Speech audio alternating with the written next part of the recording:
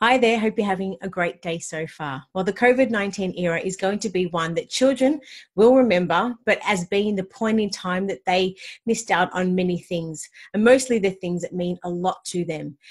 They will remember COVID-19 being the reason they missed out on being able to go to the park to play, being able to see their friends or go to school, missed out on attending friends' birthday parties, or even being able to celebrate their own birthday party, going to basketball training, dancing lessons, football lessons. I guess the list just could go on and on and on. But disappointment is not an easy emotion to sit with. And it's really hard for us to be able to see children disappointed and upset because of all of this turmoil. To help us get through this and to share some practical strategies we can use when responding to kids' disappointment is our special guest, Kari Sutton. Now, Kari is an expert in fostering children's positive mental health. Now, Kari has helped over 25,000 children, parents, educators with evidence-based strategies, tools and approaches, as well as common sense tips that help kids stop worrying so much and to help manage their anxiety. And this is just perfect for what we're going through right now. Now, her expertise has made her an in-demand conference speaker, author and consultant in wanting to foster children's positive mental health. And she's also launching her second book, Raising a Mentally Fit Generation, in May 2020. First of all, Kari, how are you? I'm well, Rachel. How are you? Look, very well, and thank you so much for your time today and for joining us. And it is really heartbreaking to see kids missing out on so much at the moment. And this point in time and point in history really is certainly unlike anything our generation has experienced when we were children of the same age. So I'd love to know from your point of view, how do you think parents really can help children to empathise with their disappointment? As you mentioned, this is something that has never happened I don't actually think it's happened in the history of the world when you look at what's going on with COVID-19 at the moment. And we are all dealing with it in different ways. But as parents, how can we help our kids and how can we empathise with our kids? Well, a lot of us may be disappointed at the moment as well. We may have had special birthday parties, weddings. I know many of my friends or several of my friends have had to cancel weddings or had their kids had weddings be cancelled. So there's a lot of disappointment around. And one thing as adults we need to do is understand a child going to a birthday party or going to see their friends and having play dates, that's similar, even though it doesn't seem on the same level or the same gravity of having to cancel a wedding. They see it as being, or they feel it as being something similar. They're as disappointed. So even though the things are smaller, we need to understand that that means a lot to them as well. So we have to have that empathy and understand that lots of things have been cancelled, and not just that, it is that lots of things have been cancelled, one on top of the other. So that disappointment and upset is magnified. Mm-hmm. Do you have any self-calming techniques that you suggest parents could use during this time? There's a whole range of things that parents could do. It really depends on their child. So this is self-calming or self-soothing for the child. And it's interesting, you hear on the radio, parents might be having an extra glass of wine or something like that to self-soothe or to calm. But what we need to look at is saying, how can we help our kids? What does that look like? Every child will be different, whether it's, and some may have regressed at the moment. I've been working with families where children have started wetting the bed again, where they've gone back to sucking their thumbs because they are, pardon me, they're starting to get worried and anxious. So what's happening for them and what we need to do is to look and say, what works for our little person? What makes them feel safe, secure, comfortable, and allow them to do that. It may be that they take an extra stuffed toy to bed. It may be that they want an extra story at night.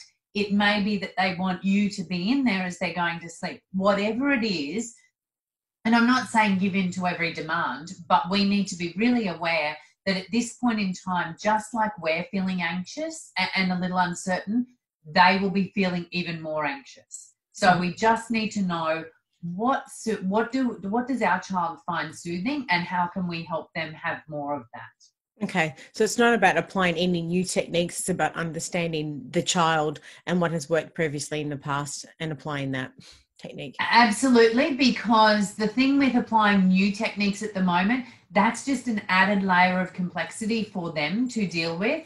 So it's actually knowing what calms them, what soothes them, because that will be hardwired into their brain.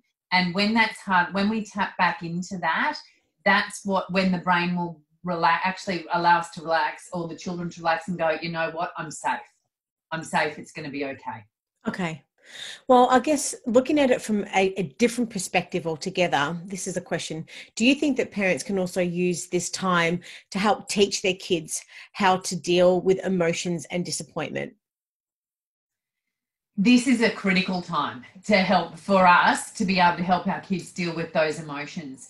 Disappointment, as you said at the beginning, Rach, disappointment is such a difficult thing for us to watch our kids deal with, because it's painful. We have these things called mirror neurons in our brain. When we see somebody doing something or experiencing that, we actually experience a part of that as a part of that emotion as well. And particularly when our children are a piece of our heart that's walking around outside our body.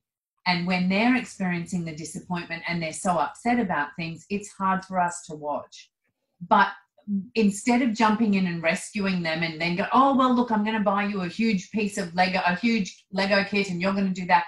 It's actually, and I'm not saying that you can't buy a huge Lego kit, but what they need to actually look at is say, how can we help our children sit with these emotions? How can we sit with them? We need to help them. We need to validate them. We need to say, you know what? I can see that you're really disappointed. And I understand why you'd be that. You were looking forward to having a birthday party at the skating rink, or you were looking forward to going to Johnny's birthday party at Laser Force. I understand that that's really hard and that you're disappointed. But at the moment, we can't do that. So it's sitting with those feelings, allowing them to be angry, allowing them to be disappointed, sad, frustrated, and then helping them work through that. So on the topic of teaching children and using this opportunity and situation at the moment, do you think that disappointment can be a good thing when used as an opportunity to teach, like delayed gratification? This is something that I read in an article not just half an hour ago, and I wasn't sure if to ask the question or not, but yeah, that's okay. Yeah. So I guess this disappointment can help us understand or deal with delayed gratification. So understanding and being able to deal with disappointment does assist us in developing a sense of delayed gratification. So we can delay our basically, for the audience, what delayed gratification means is that you put off something and you can do that and then you know it's coming. The problem at the moment with COVID-19 or the coronavirus is we're not exactly sure how long this time period is going to be. So with delayed gratification, generally you can say, for example, if you've got university students, they can delay, because they're older, they've learned how to delay their gratification and say, you know what, not going out to drink at the pub with my friends tonight, I'll do that after my exam. So, and they've delayed that gratification. For children, particularly now when it's so recent and so raw and so new for all of us, this situation we find ourselves in is really unprecedented. And we're having to delay our gratification as well. And the problem we've got as adults is that we're delaying the gratification, but we don't know when we're going to be able to do that. So you can put out the time frame for a wedding or the children's, they might say, oh, well, we're going to get married next year. But then you go, well, when are travel restrictions going to be lifted? So absolutely, dealing with disappointment and children learning to deal with disappointment can help them understand delayed gratification. But at the moment with COVID-19, we can talk about it and say, next year you might be able to go to the birthday, or when this is over, we can do these things. So it's putting a time frame, but it's a little more difficult because we don't know the time frame. Yeah, this is something, as you mentioned, even as an adult, this is something very, very difficult for us all at the moment. And it's a little bit like being in this long tunnel, and we just don't know when the end and the light at the end of the tunnel is really going to appear. So hard enough for us adults to deal with it, let alone little hearts and little minds to be able to grapple their thoughts around it. But is it something that as that parents can actually teach as they're going through it as well, to sort of say, well, I'm feeling this, and for children to be able to empathize a little bit as well? Absolutely, because we can say there would be things that we wanted to do, whether you wanted to go see a certain concert, whether you wanted to go out for dinner with friends to celebrate a friend's birthday. You can talk to them. Now, I'm not saying put our worries or our concerns on our children, but just say to them, look, you know, Mum, I didn't get to do these things either, and I'm really bummed about that too. Like, it's saying to them, we are all going through this, and sometimes I feel like going out and punching my pillow or whatever you do, because I get so cross that I can't do the things I wanted to do. So we have to figure out ways we can deal with that, because I understand you are so disappointed, and we are disappointed as well. Mm-hmm. Now, do you personally think that this can help encourage children to develop the virtue of patience? It's an interesting question. Patience is, and it will help them. Again, I would most probably qualify this with how old they are. So developmentally appropriate around age, and looking at what's going on for them. Because little people and patience is, so anywhere from 0 to maybe 3 or 4, patience is a really tricky concept. They don't have a lot of patience. Whereas coming to 4, 5, 6, 7, they will understand. And we need to say, we're all in this together. We're all trying to be, we're being as patient as possible, because these are the things we have to do. We have to be in isolation to help other people, and we can talk about that in a minute. But it does help them develop patience. However, as you said before, Rachel, and this is a really important thing, is that at the moment it feels like we're going through a very dark tunnel and we can't see that light. So being patient, again, like delayed gratification, being patient is and has been, you can say, you know what, we are going to go swimming. So, for example, in Australia, it might be, we are going to go swimming. If it's summertime, we're going to go swimming in an hour's time. That's when this hand comes there. So that's helping them be patient, and it's got a set time frame. Because of the COVID at the moment, there's not a set time frame. So teaching patience may be better, not with external activities that we're waiting for, but maybe, you know what, we're going to play Uno, or we're going to play mini golf inside on Saturday, so that it gives them the patience to go, you know what, it's Thursday, not playing mini golf today, but I can see on the calendar that's when we're going to play it inside on Saturday in our house. They can help start getting things ready or things like that. So it's that sort of patience that we can be developing. Yeah. And it gives them a positive experience with understanding what patience actually is, as opposed to thinking patience is something that I'm never going to get. I'm going to have to wait a ridiculous amount of time for. So. And patience is really important. It is an important virtue, because you can't always have everything you want. We can't go out for takeout. We can't go out for pizza. We can't go and do these things. We can't. So it's about saying, absolutely. And that's all. And that's saying, like, some of these kids, and I don't know if you've seen it, there was a little girl, I think she was about 3 or 4 years old, and she was from Britain, and she said, what about the pizza? What about the Chinese? The patience is, she got really frustrated. And the problem is, you can't explain, because we don't know when they're going to be, when those things are going to be brought back in. So we'd have to have it inside an environment we could control. Yeah. Yeah, really good point. All right. Well, we published your article, and the title is How to Help Kids Cope with Disappointment Caused by Isolation. Now, for anyone that hasn't read the article yet, could you please just give us a little bit of an overview what it's about, and just tell us what inspired you to write it? I was inspired to write it because I'm working with a lot of families. So we do consultations through Skype and different things. And they were saying to me, so mums and dads were saying to me, you know, Kari, we've got a lot of kids who they're incredibly disappointed. How do we handle this? What does it look like? it's just one thing after another. So as I was saying to you before, it's not just missing out on going to school, end of term parties, those sorts of things. The Easter Bunny, that's why when Scott Morrison, in Australia, Scott Morrison, in New Zealand, Jacinda Ardern, all our state premiers actually talked about the Easter Bunny can still come, because they recognised that layer upon layer of disappointment, this was adding to children's anxiety, worry and stress.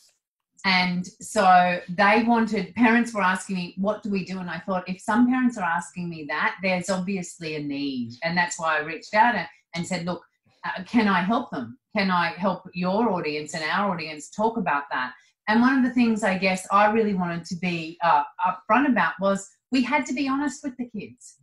You have to be honest with them and say, you know what, when we're talking about things like disappointment and isolation, we need to tell them why it's going on. So be honest around what's happening, why it's happening, and then help them work through that. And give the kids the respect that they deserve as well. I think that's really, really important. Very important, because the children know, Rachel. They know what's going on, and they will have heard about it in the media, at school. So talking about coronavirus with the kids, they will have heard a lot beforehand, and they'll understand or hear this term isolation or self-isolation, and in their minds, unless they understand it, that's why I was saying be really honest and upfront and tell them what's happening. Yeah, there's lots of great points in the article, and we'll have a link to that in the introduction paragraph. But in your view, really, what should parents be telling their kids about everything being cancelled and having to be in isolation?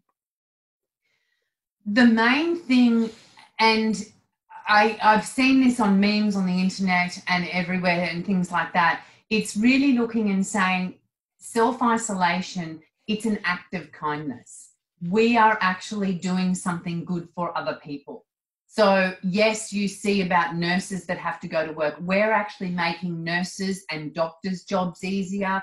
We're making these people's lives easier, and we're also protecting Nan and Pop and Grandma and Grandpa, because when we can't visit them, so be really honest about coronavirus makes people sick, but 81% of the people who get it aren't going to get really sick. But those other people, they will get very sick.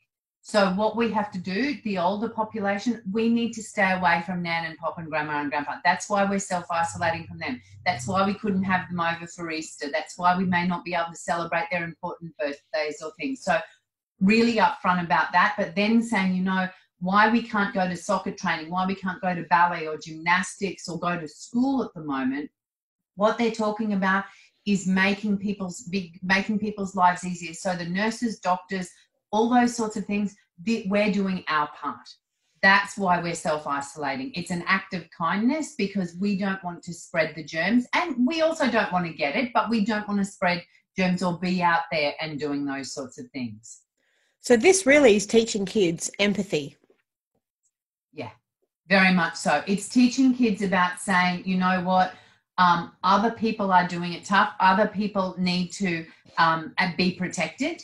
And this is what we're doing. It's about kindness. It's about empathy. It's about understanding. But it's also understanding that, especially, and you talked about this at the beginning of the interview, how do we empathise with our kids? But also they're learning to empathise with us. So when we acknowledge and validate their feelings and say, you know what, it sounds like you're really disappointed at missing out on Johnny's birthday at Laser Force. I can understand that. I'd be really bummed about that too. And I've had to miss out on these sorts of things. So talking, and they will then understand that we've had to miss out. So it's getting our kids to take different people's perspectives and honestly acknowledging and validating that. Because one of the things, if you think as an adult, if you'd had a bad day at work or were really disappointed about something, you came home and said to your significant other, you know what, I've had a really tough time, I'm so disappointed, and they went, that's all right, you know, it'll be okay, you'll get over it tomorrow. No empathy. You must probably feel like, that's right, you'd feel like smacking them, like, no, what's going on? And that's sometimes what we do to children. Oh, it's going to be okay. That's not what they want to hear. they don't feel understood when we say that as adults. What they need us to do is say, you know what, I can understand you're really upset. I can hear that you're really upset, and it is okay to be really upset.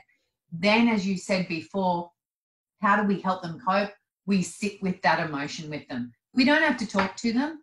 We can say to them, look, do you want us just to sit with you? It's okay. It's okay to be sad. If you want to go whack a pillow because you're cross, that's okay too. Give them some options, help them move through that, and then we can help them be solution focused on the other side. Yeah, I think teaching, empathy through these examples is really, really important. And really at this point in time, I think is just a perfect opportunity to be doing this. But in particular, what are the key things you think that parents can actually do to help kids cope with the disappointment they are feeling at this time? What can parents be doing? So understand that it's coming. That's the one thing. No, and we as parents, we know that it's going to be there. Be really aware of the signs. So you know your children. Be really aware of what that looks like for your child, because some children internalize it. Some you may not see them acting out, whereas other children act out. We do need to put boundaries around behavior, because every emotion, every feeling is valid. But if they're acting out, hurting their siblings, throwing things around the house, that's not okay. So I'm not saying that it's okay for them to act out and do those things. But so we need to say, you know what, I can see that you're really cross. You're really peeved.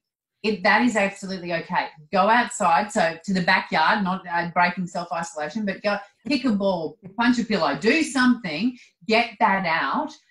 Because we've got to give them constructive ways of doing that. Now, I'm not saying that every child needs to do that. Some of our kids may just need us to sit with them and be quiet with them and not talk, and just be there in that space and go, you know what, it's okay to be really sad. It's okay to be really upset. And I know what that feels like. So acknowledge, validate, empathize, but then help them move through it. And I guess this is one of the things for me particularly, was once they've accepted and vented their disappointment, frustration or anger or sadness, we can actually then look and go, how can we guide them in a direction where it's more towards positive acceptance? Because this is going to go on. Now, as we were saying before the interview, it might go on for the next 4 or 6 weeks. What can we do to help our children move through that time in a more positive frame of mind? Because absolutely, disappointment, frustration and anger right now have been because of isolation, and may still go on, because it's like getting cabin fever. If we've been locked up over school holidays and possibly a week or two before that, you'll get to about the 5 or 6 week and it will just be they're losing their minds and go, what's going on? We're working from home, kids are doing school from home, all of these sorts of things. How do we cope with that? Acknowledge that it's happening, look at that, accept the feelings, look at how they can deal with them appropriately and deal with them in a way that's constructive. Even ripping paper. I mean, whatever they need to do to get anger, frustration or disappointment out, let them do it in an appropriate, constructive way. And then go, you know what can we focus on that we can control? So I know you've missed out on all these things, but what would you like to do? Do you want to set up a mini golf course inside? Hey, I hadn't thought about that. Do you want to play these sorts of games? How about we could learn to juggle and we could put on a circus performance? We could do these sorts of things. So it's actually figuring out what makes them feel better. If it's sitting with a cat, their cat, and patting a cat. If it's going and planting something in the garden. If it's playing outside. If it's laying outside and watching clouds in the sky. Whatever makes them and you feel better, help them do that. Because as Steve, and this work comes from Stephen Covey, it talks about the circle of influence and the circle of concern. Circle of concern is the things outside our control. There are a lot of things outside our control at the moment, both as adults and as kids. And one of the things we have to realize is for our children to actually have positive mental health, we need to give them a sense of being part of the solution and being in control of something. So what can they control? And that's why I talked before about saying, you know what, we're being really kind to our grandparents, because we're not going. When we cough or sneeze, if we do go back to school and we cough or sneeze in our elbows or things like that, we're doing the right thing. This is part of being the solution. So now we're in isolation. What can we do at home to make things fun? What could we do? Do you want to cook dinner one night?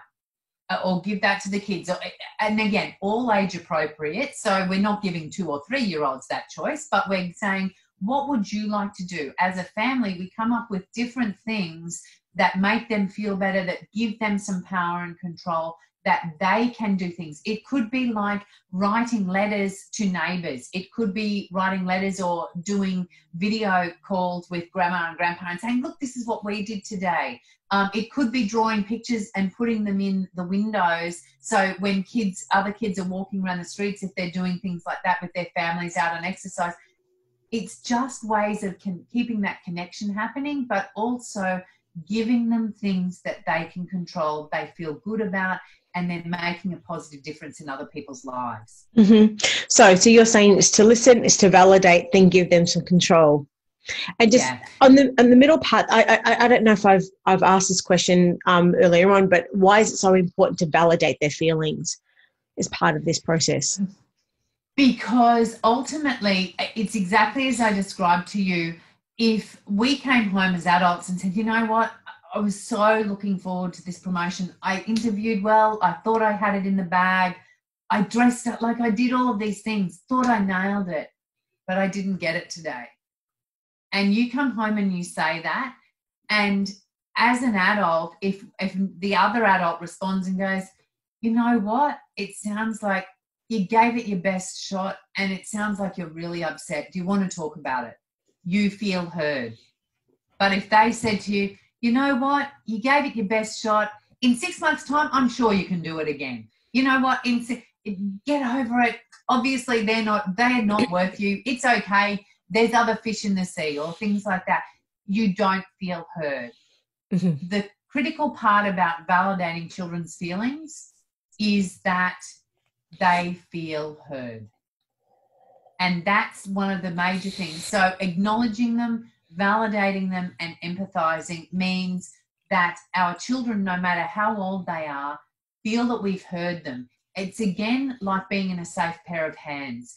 It's knowing, for us as adults, it's like us going, you know what, that person, whether it be your significant other or best friend, that person really gets me. I'm glad I've got them in my life. They know me, they've listened to me, I feel heard. That's mm-hmm. why when we validate our kids' feelings, that's what we do for them. Mm-hmm. And then giving them the opportunity to choose what they want to do about the situation gives them a sense of control of the situation, as opposed to feeling out of control, would you say? Yes, and that's why when I was talking about figure out what makes them feel better and allowing them to do that, whether it be how they express their emotions or things like that, it really is giving them a sense of power and control. We all want to have control over our lives. Now, as children, we can't control everything, and as adults, we can't control when the government decides all these lockdowns will be lifted. But what we can control is what can we do inside our homes to make this the best situation possible. And could you give us, let's say 3 things we can help our kids cope with being in isolation in what we have at the moment, which is an unknown time frame? Okay.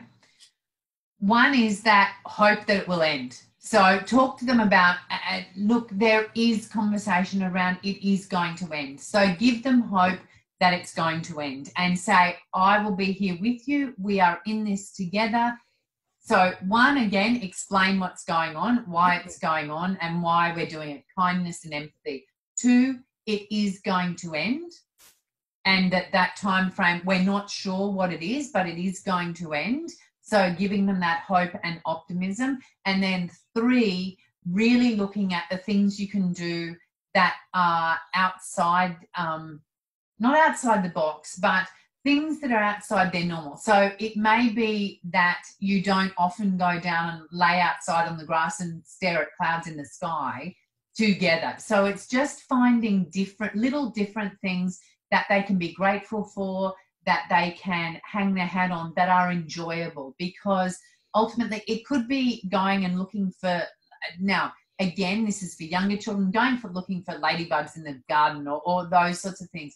For young kids, it could be that you're spending more time and you do go out and get, whether you've got puzzles or Lego, that you're spending time doing that with them. With teenagers, it could be that you might do a dance on TikTok with them, or whatever it is. It's about being connected, because ultimately when they understand why that it's happening, that the kindness and empathy is there, that they've got hope that it's finishing, that it will finish, that this is not going to go on forever. So that's giving them optimism and hope. And the third one is connectedness. And that's the most important, that connection with you as a parent, with us as adults, that positive interaction, and really having those times. Because to be really honest, Rachel, our kids, what they'll look back on this time, they won't look back on it and say, oh, I've missed all this school. They'll look back on it and say, and what they'll remember is how they felt. Did they feel safe? Did they feel loved? And did they feel that they actually could do something to be part of the solution that this whole world was facing, a problem this whole world was facing? So those are the 3 points. Oh, I think that's fantastic. Well, look, you've really shared some really helpful and insightful tips for us today. If you were to summarize, I guess, your top tip or, I guess, words of advice for parents at this time, what would it be? We're in it together and you're doing the best you can.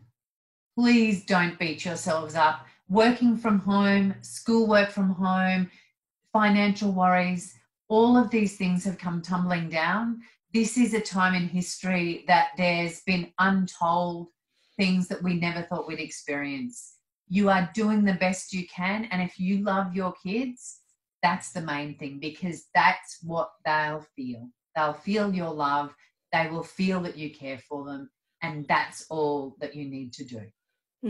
I think my biggest takeaway from this chat today has been the fact that what kids are going to take away from this time is what they feel at the moment and how we are making them feel. So, as parents and carers, we have the opportunity to be able to control that environment. So it's up to us to be able to, I guess, make a decision sort of, what imprint do we want to be able to have on their little hearts and minds in this incredible sort of point in history that we're all sort of living through at the moment. Kari, really grateful for your time today. If anyone's got any other questions for you, whereabouts can they find you? KariSutton.com, and just you can email Kari at KariSutton.com and I'll get back to you in 24 hours or under 24 hours. So yeah. Thank you, Kari. Take care and we'll speak soon. See you later. Thanks, Rachel. All right, bye.